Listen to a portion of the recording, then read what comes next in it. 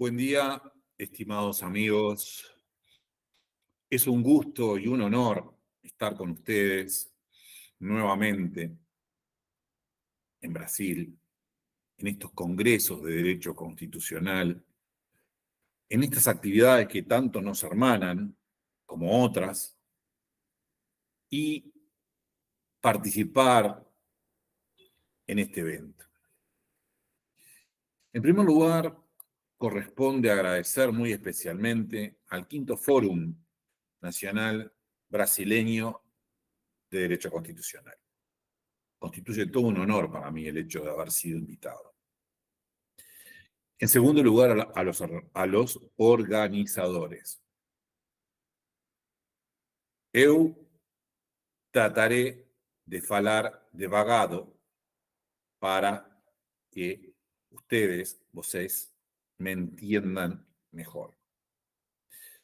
Agradecer entonces a los organizadores, a Alan,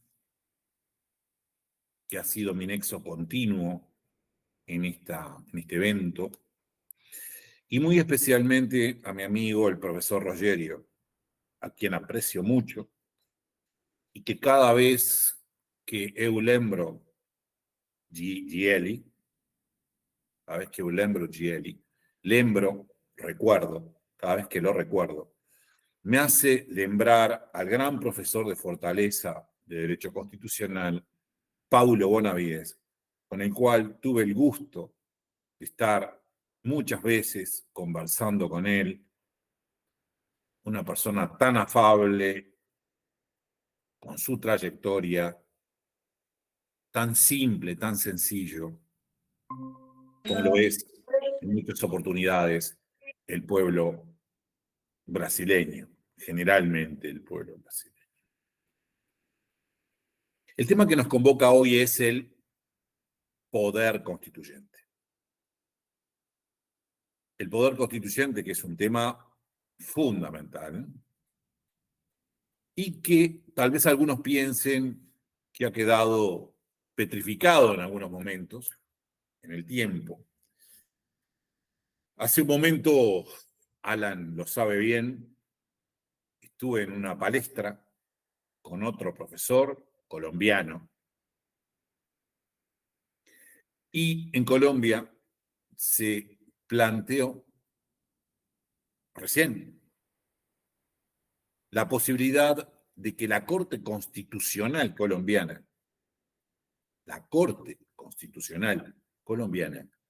decidiera respecto a una solicitud de derecho humano a la reelección.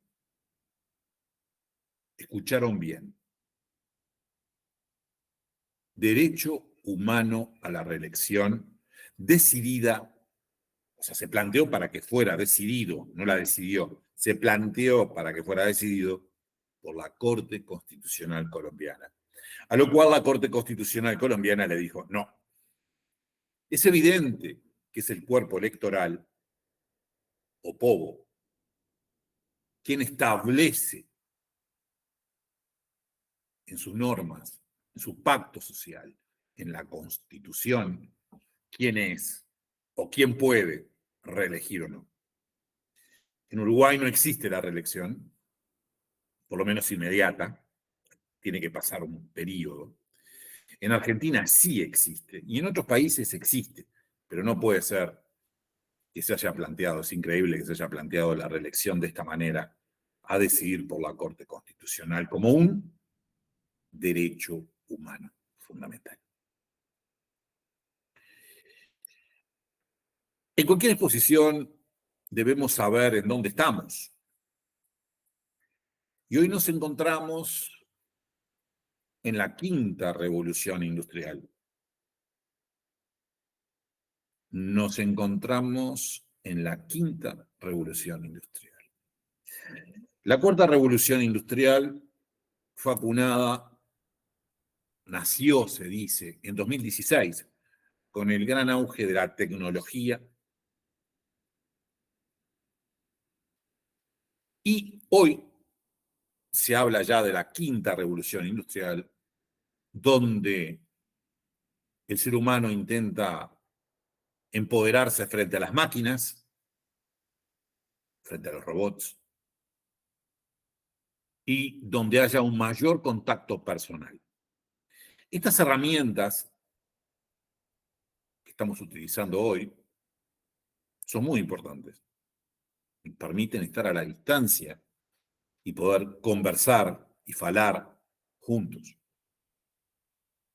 Pero a su vez, cada vez más nos comunicamos menos en forma personal con nuestra familia, con nuestros amigos, y a ello apunta la quinta revolución industrial.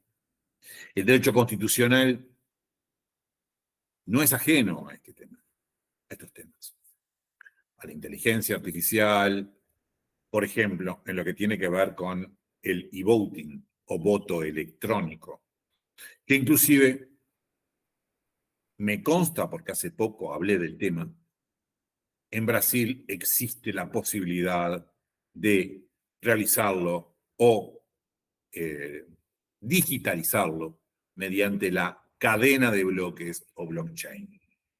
Así que estos temas de la tecnología no son ajenos al derecho constitucional. Y el poder constituyente, si bien tiene un origen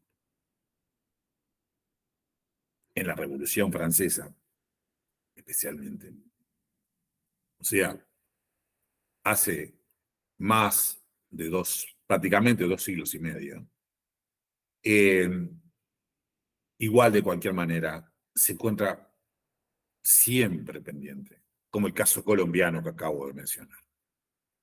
Derecho humano fundamental a la reelección, solicitado ante una corte constitucional. Pues bien, el poder constituyente, todos sabemos, nació en la Revolución Francesa, cuando el abate Sieyès publicó su libro sobre qué es el tercer Estado. Allí nace el poder constituyente. ¿Qué es el tercer Estado?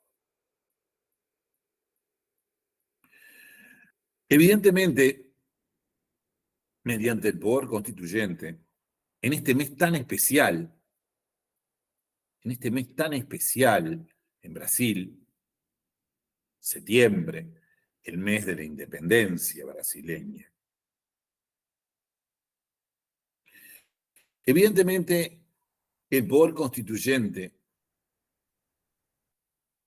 es aquel poder diferente a los otros poderes del Estado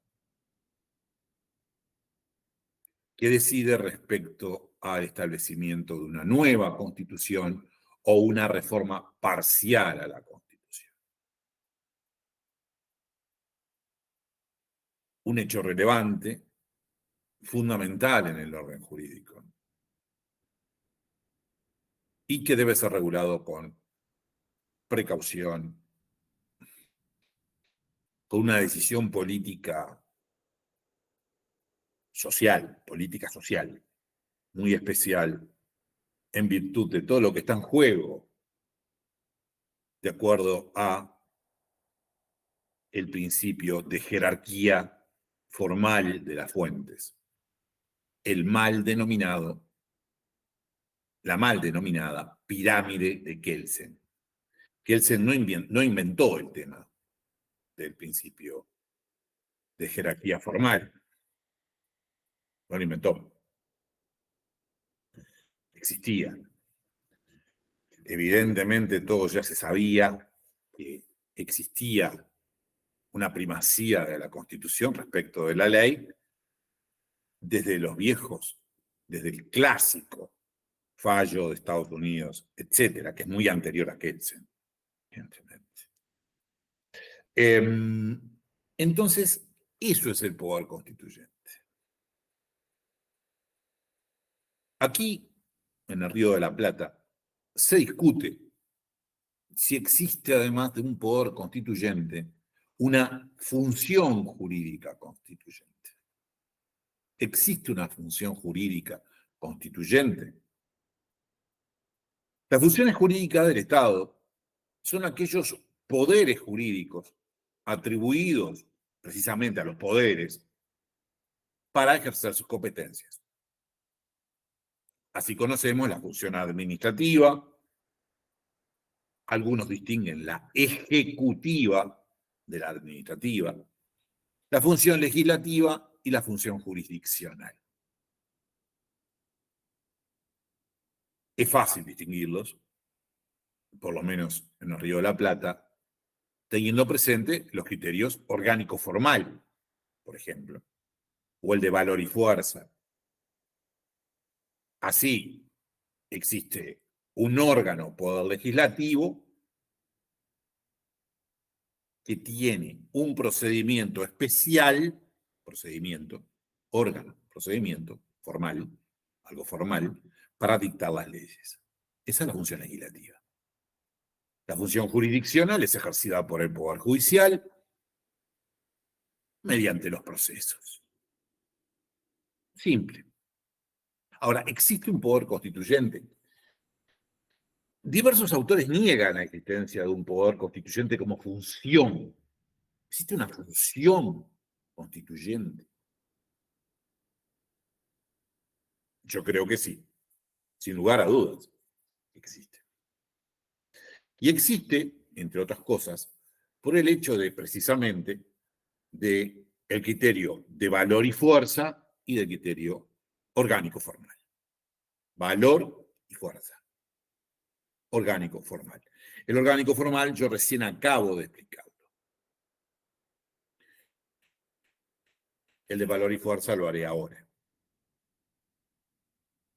Desde el punto de vista orgánico formal, no cabe duda que existe un poder una función constituyente, una función jurídica constituyente. No cabe duda. Existe un órgano especial para el dictado de la Constitución, el cuerpo electoral, más los diversos procedimientos en donde pueden intervenir otros órganos.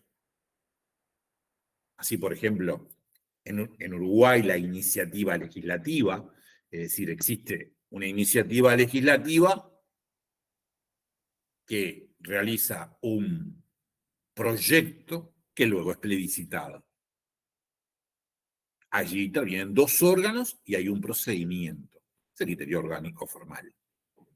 Pero desde el punto de vista del valor y fuerza, es igual.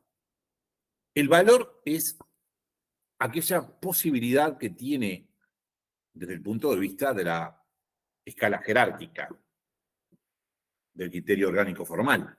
Evidentemente, la Constitución tiene un valor superior al de la ley, más aún respecto del reglamento, y más aún respecto de las resoluciones que son las que aplican el reglamento.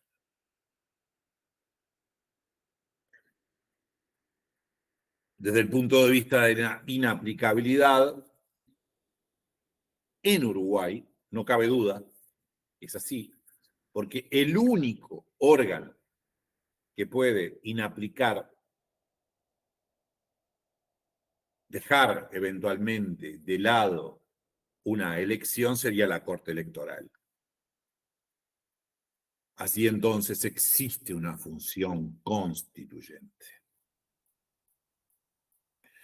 No es un tema menor, es un tema que a veces ha motivado a algunos inclusive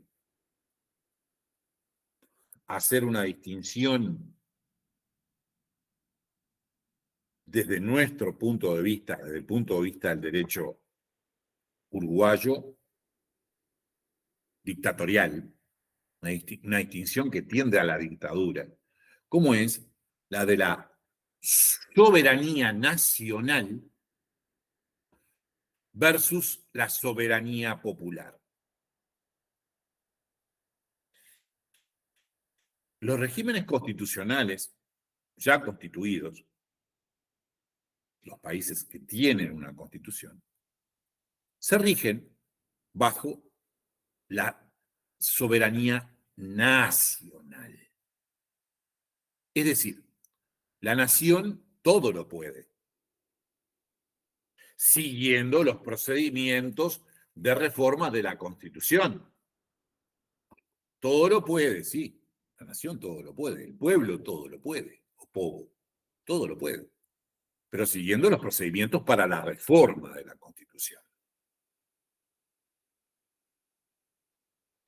Ello se contrapone a la teoría que algún dictador en su momento habló respecto de la soberanía popular.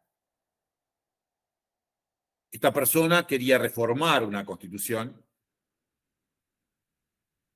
no tenía la posibilidad de hacerlo por el mecanismo, por los mecanismos que existían para reformar la constitución, e inventó la teoría de la soberanía popular.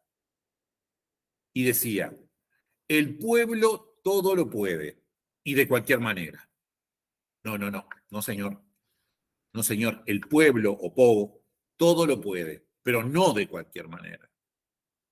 Debe seguir los procedimientos de reforma constitucional. Soberanía nacional, sí. Soberanía popular, no. No son conceptos menores. En nuestra América Latina, a veces convulsionada, han existido intentos relativamente recientes en donde se invoca esta teoría de la soberanía nacional y de la soberanía popular. Tema fundamental en el mes de la independencia del Estado brasileño. Tema fundamental. Tema fundamental, además, en el Río de la Plata acaban de celebrarse las elecciones internas en Argentina. Argentina vota presidentes en octubre, presidente, perdón, no presidentes. O sea, hay varios candidatos, por eso lo dije en plural. Vota a su presidente en octubre, Argentina, y Uruguay vota a su presidente el año próximo. Tema fundamental. Entonces, la distinción entre poder constituyente, función constituyente, soberanía nacional y soberanía popular. Evidentemente, el tema del poder constituyente y luego de esta presentación nos hace derivar precisamente, nos hace hablar precisamente de el poder constituyente derivado y originario. Y ello, a su vez, nos hace hablar de las cláusulas intangibles o cláusulas pétreas de la Constitución de la República.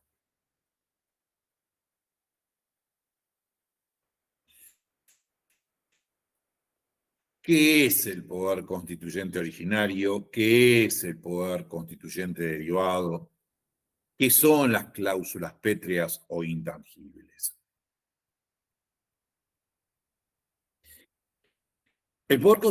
Cuando un Estado se constituye, lo primero que realiza prácticamente es el dictado de su primera Constitución. Allí lo que interviene es el poder constituyente originario. Claro, el Estado no existía. Por tal motivo, tiene que surgir de un poder constituyente, ¿no?, que no está regulado específicamente. salvo tal vez algunas normas, pero como sucedió en Uruguay, pero no existe una constitución previa que establezca el poder constituyente. Por tal motivo, va a ser un poder constituyente originario. Ese es el poder constituyente originario. También se habla del poder constituyente originario cuando un Estado, la población de un Estado, el pueblo, el povo, da una revolución y cambia todo el orden jurídico y no respeta el procedimiento establecido en la Constitución anterior. Ese poder constituyente también es originario. El ejemplo más típico, el que se menciona continuamente, es el poder constituyente que creó la Unión de Repúblicas Socialistas Soviéticas, la URSS, el poder constituyente de la revolución bolchevique. Hubo una revolución, como ustedes saben muy bien, que derrocó a el gobierno imperante y cambió toda la constitución, estableciendo el sistema socialista de tipo comunista. Eso sería un poder constituyente también originario, pero por revolución. Así que el poder constituyente originario surge o tiene dos vetas. El originario porque el Estado nace con él, o el poder constituyente originario que cambia todo el sistema mediante una revolución.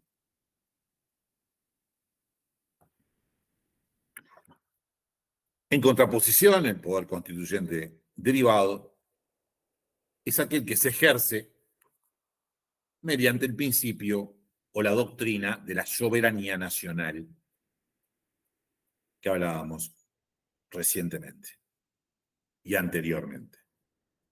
Es decir, surgirá una nueva constitución, pero esa nueva constitución se realiza mediante los procedimientos establecidos en la constitución anterior. Es decir, allí actúa el poder constituyente derivado que respeta los procedimientos de reforma establecidos en la Constitución anterior.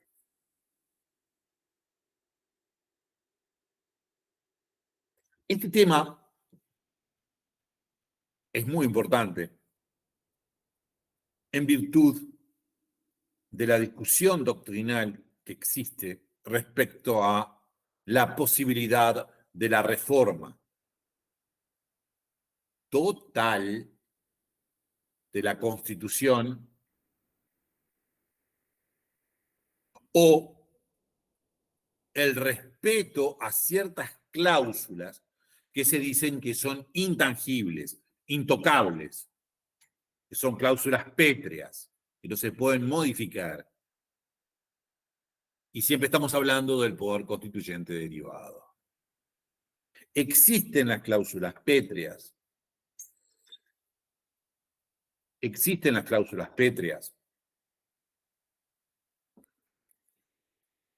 Se entiende por cláusula pétrea aquella cuya formulación tiene el siguiente formato. Voy a leer el artículo 2 de la Constitución de Uruguay. Ella, la República Oriental del Uruguay, es y será libre e independiente de todo poder extranjero. Si el poder constituyente derivado quisiera incorporar a Uruguay al estado de Nigeria, por decir algo, se chocaría con esta cláusula pétrea. No podría incorporarse a Nigeria, porque ella es y será siempre independiente. Eso es una cláusula pétrea. O intangible, intocable. Otra cláusula pétrea, y ya finalizo con los ejemplos, es lo que dice el artículo 3º de la Constitución. El artículo 3º de la Constitución dice: jamás Uruguay será el patrimonio de personas ni de familia alguna. Jamás Uruguay será el patrimonio de personas ni de familia alguna. Esta disposición viene del siglo XIX y está, es decir, nace en la primera Constitución de Uruguay y se conserva hasta ahora. Y está haciendo referencia claramente a la monarquía. Es decir, Uruguay jamás será el patrimonio de persona ni de familia alguna. Establece el más puro y absoluto republicanismo. Uruguay es una república y se terminó. No tiene vestigios medievales y por tal motivo no pertenece a la familia Pérez o a la familia Martínez o a la familia de Sousa, a la familia Windsor o la que fuere. Esas son cláusulas pétreas, intocables, intangibles por el poder constituyente derivado. Desde el punto de vista jurídico, no cabe la más mínima duda que estas cláusulas no pueden ser reformadas por el poder constituyente derivado. Aunque la Constitución uruguaya, cuando establece los procedimientos de reforma constitucional, artículo 331, dice que la Constitución podrá ser reformada total o parcialmente. La propia Constitución en el artículo 331 parece contradecirse, porque dice que puede ser reformada en forma total. Desde mi punto de vista, jurídicamente, no pueden ser reformadas estas cláusulas pétreas. Son intangibles, aunque la Constitución luego diga eso en el procedimiento de reforma.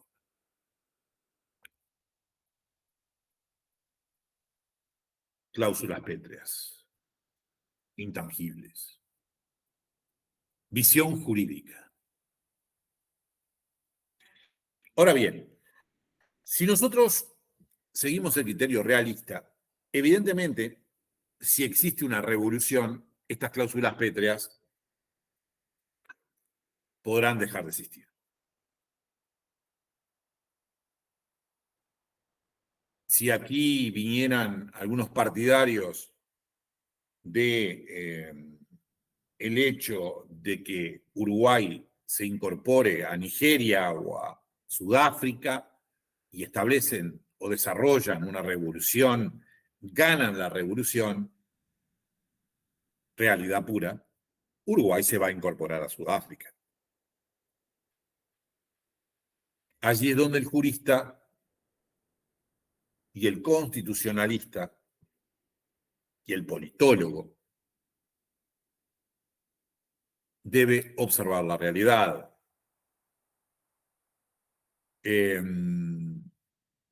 Evidentemente las cláusulas pétreas jurídicamente no pueden ser tocadas. Ahora, si existe una revolución, la situación es diversa. Por último, resta decir que siempre corresponde en una charla para recordar este tema fundamental, que generalmente se da en primero o en segundo año de facultad, resta distinguir el poder constituyente del poder constituido.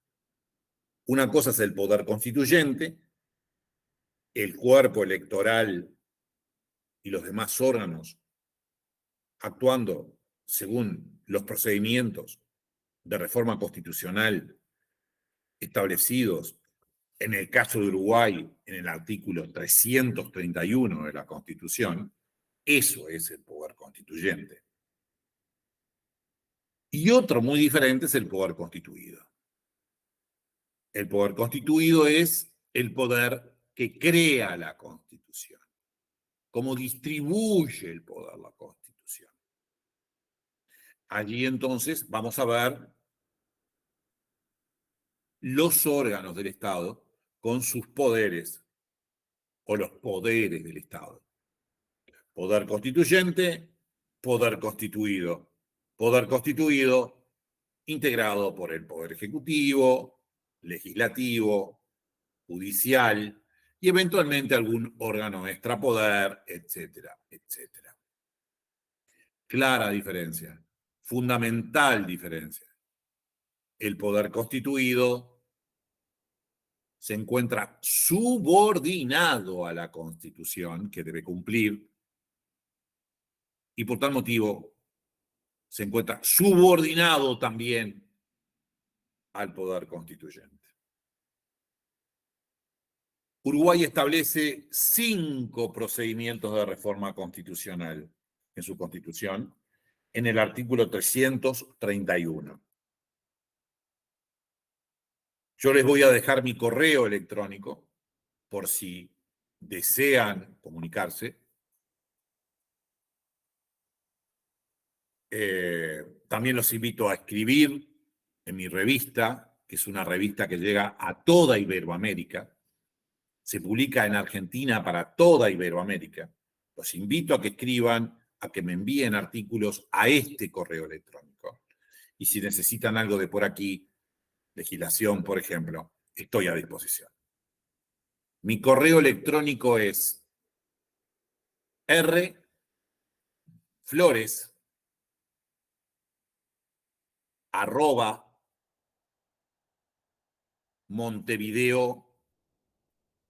rflores@montevideo.com.uy. Los 5 procedimientos de reforma constitucional que establece la Constitución uruguaya, yo no me voy a extender en su análisis de detalle, porque los aburriría. Si ustedes desean estudiar más profundamente el tema, precisamente tienen mi correo electrónico y eventualmente irán a las páginas correspondientes para bajar la Constitución y observar los procedimientos.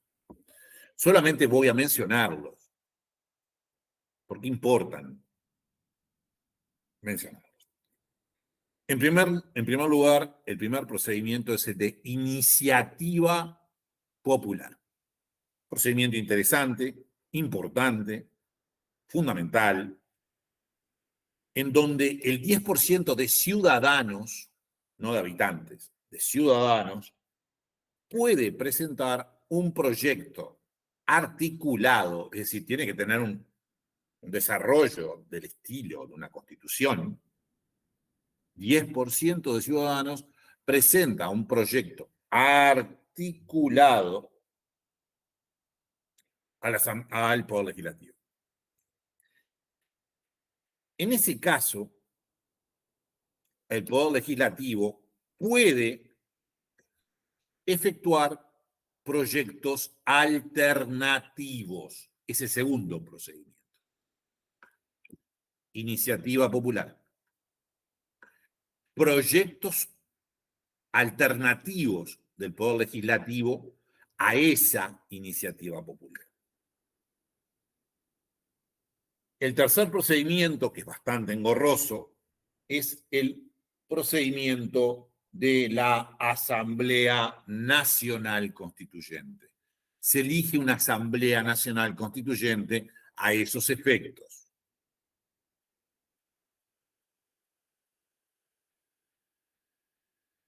Luego, existe el cuarto procedimiento, que es la iniciativa del Poder Legislativo. Hoy tenemos la iniciativa del cuerpo electoral, del pueblo, de Povo, pero en realidad de los ciudadanos. El proyecto alternativo del Poder Legislativo. Alternativo. Ahora, la iniciativa del Poder Legislativo, que está establecido en el literal C, que está establecido en el literal C de, perdón, en el literal B, perdón, en el literal B del artículo 331 de la Constitución. Se llaman 4 procedimientos. Y el quinto es el denominado leyes constitucionales, que también tiene un régimen jurídico diverso, que en este momento no es dable ingresar a elementos de detalle que a ustedes, o a alguno de ustedes, tal vez no les interese. Si les interesa, reitero, pueden escribirme o bajar derechamente la Constitución. Para finalizar, yo celebro estas iniciativas donde nosotros, los constitucionalistas, difundimos el derecho constitucional, nos ayornamos en el derecho constitucional, nos ponemos al día, intercambiamos respecto del derecho constitucional los diversos regímenes jurídicos, como el brasileño, el argentino, el uruguayo, el español, etc. Y así aprendemos para mejorar nuestras democracias. Yo celebro estas iniciativas. Les envío desde el sur un cálido saludo, un fuerte abrazo a mi amigo Rogerio, un fuerte abrazo a toda la organización y a ustedes que han escuchado esta mi humilde exposición. Aguardo encontrarnos prontamente y en forma presencial aquí en Uruguay o por allí en Brasil. Cálido abrazo.